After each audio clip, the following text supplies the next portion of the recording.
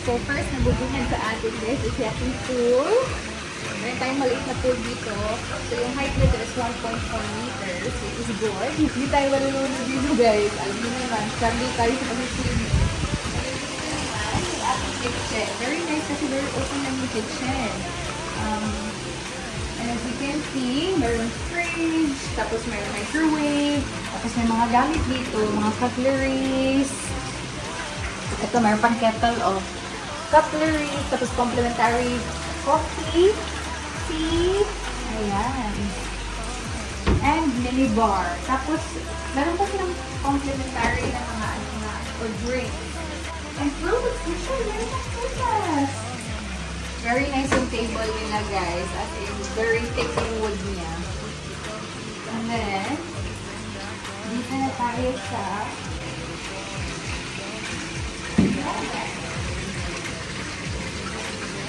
so, tayo na bagay ang aming pag-chill nila dito. Dito kami chill. Ano tawag dito sa chill na to? Orchid. Ha? Ano tawag ano? Tapos dito naman yung ating room. So, meron tayong king size na bed. Tapos may couch daan. We have a smart TV. There. Tapos yan. Hopefully comfortable ang bed. Yes. Tapos may malaking mirror dito. Okay. And then yung flowers. And we have a safe here. Complimentary na mga slippers and stuff. Tapos may mirror dito. Ito yung pinaka na-amaze ako guys. Let's open.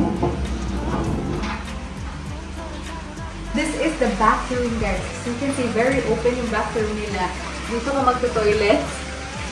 Kitang-kita ng world ng pag-toilet mo. And pag-shower mo din is gonna be here. Very open siya talaga.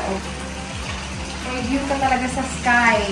And then we also have a tub. Ang ganda. Nagaganda talaga ako sa ano niya. Sa design dito ay. Tapos may mga pebbles pa.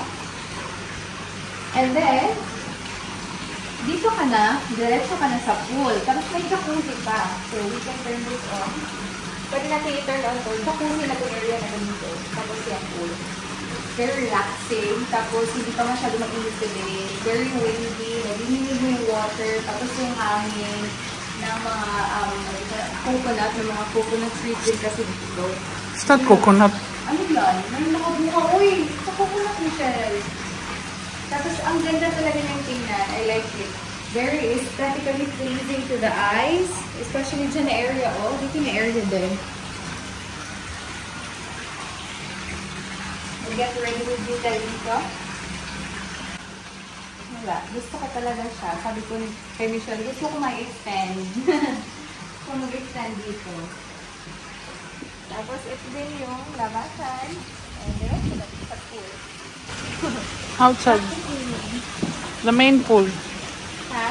The main pool. Tapos, right outside our accommodation, guys, is yung main pool na sobrang ganda din. Itong room na to, or villa na to, yung pinaka-closest sa main na pool, which is very nice and very happy na dito yung villa namin.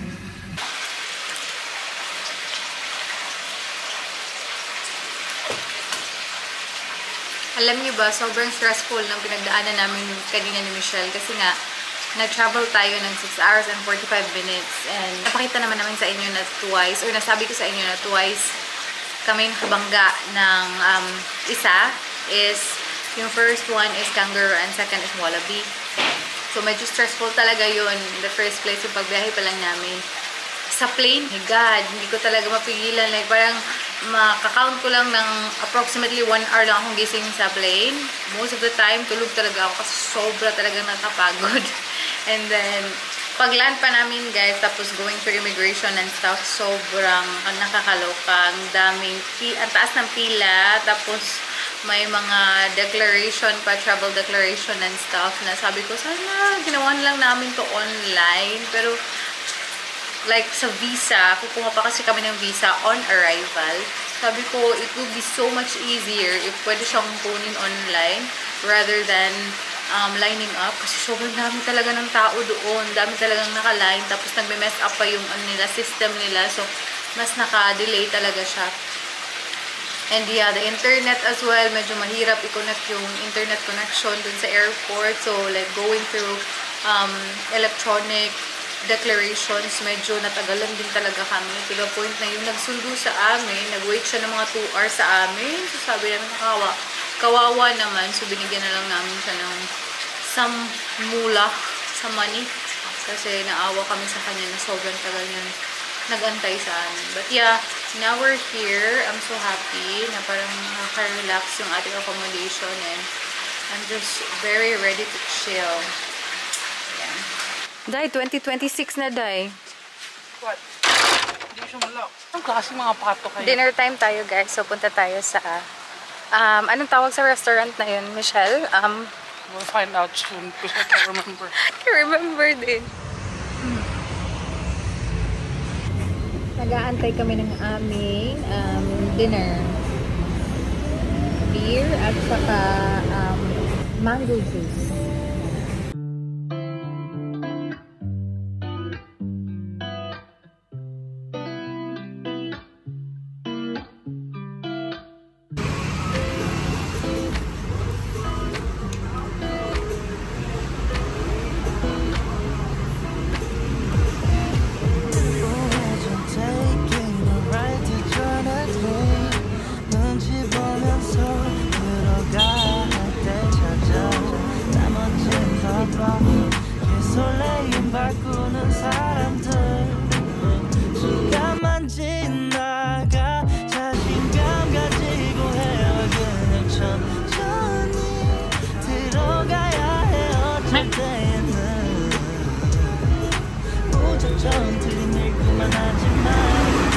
Guys, palakad-lakad kami dito sa side ng road. Pwede talagang ma-side sweep. Ay, grabe talaga sila mag-drive dito. Very reckless.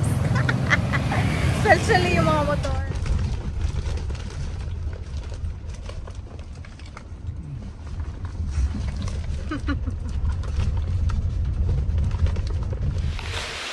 Guys, we're here. Ganito pala itsura paggabi dito. It's so nice. Ganda, no?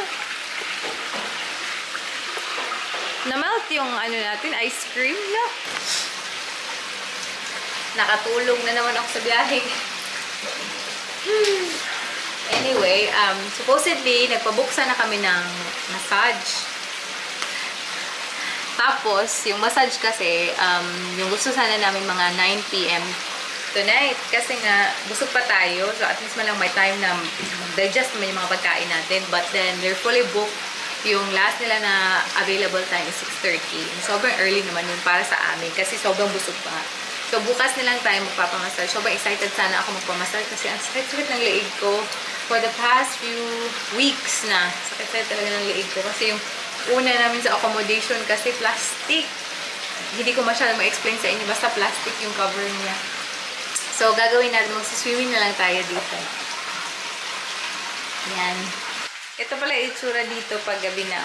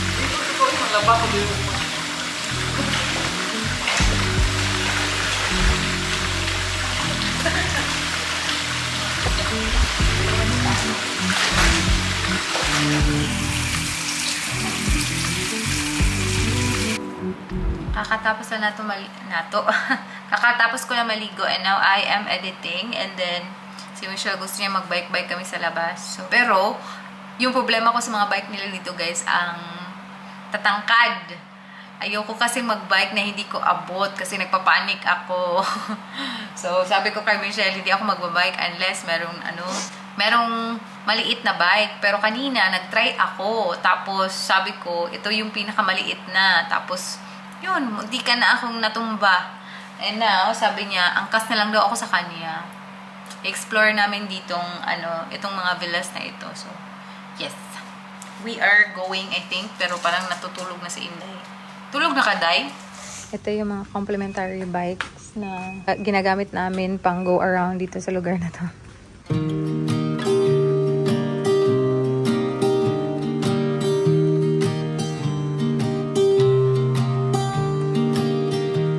I was never the one to write up a song for just anyone. I was always the one to find myself lost in old conversations. Cause I've always been told that things will unfold if you keep on waiting. But then you came along and proved me all wrong. I was so mistaken. Cause you glue all the pieces back together. Yeah, you take all my wrongs and make them better. Yeah, you're making me wanna try forever. And I feel so free, oh my sweet baby.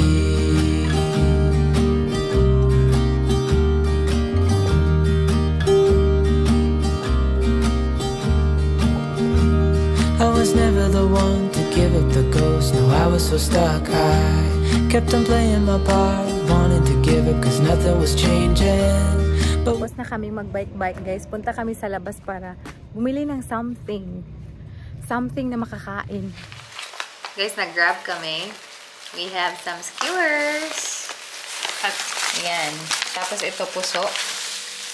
Tapos may sauce. Ayan, chicken. Yan, chicken skin. Chicken fat and... chicken fat. Ayan. Ang cute nila, no? Saya sa ano? What's that? Skewer. Same. Kain, guys.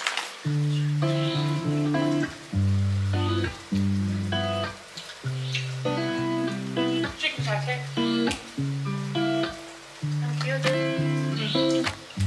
Ano hot sauce?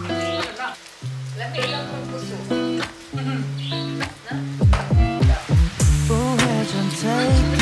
Right to join at late.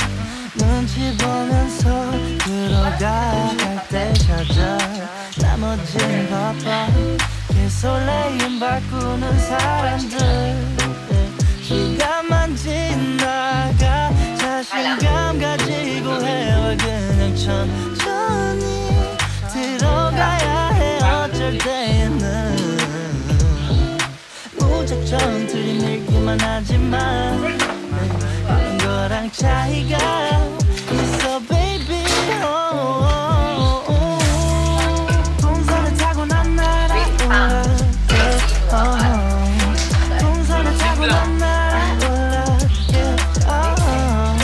동산을 타고 난 날아올라 동산을